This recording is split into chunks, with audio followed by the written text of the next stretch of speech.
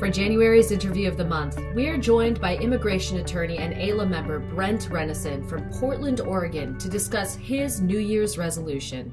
This year, I've resolved to pay attention to the words that I use to describe what's going on in people's lives.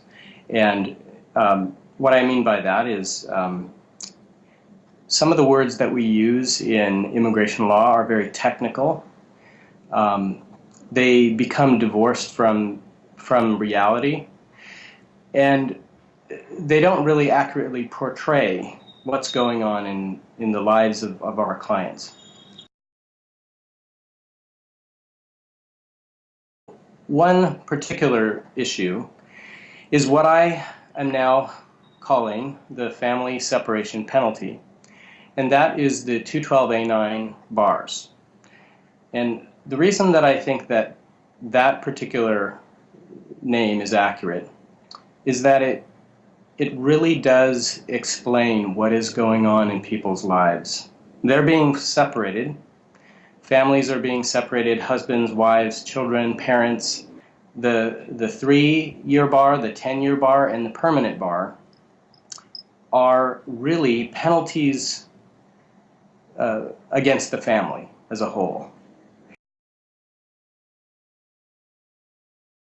Many of us know that it was passed in 1996, but what most people don't know is that it actually was subject to really no debate whatsoever. It went into the Immigration Act through a conference committee process and then given to the House to vote on in one day. So there was no discussion about this particular provision. But as we have seen in our practices over the years since 1996, the penalty, the family separation penalty, has become increasingly hard on families, particularly children who grow up without their parents.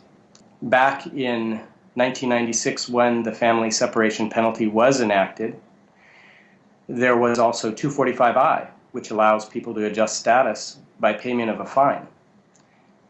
But that provision expired in 2001. Many families are left with no way to get legal status without departing and invoking the penalty.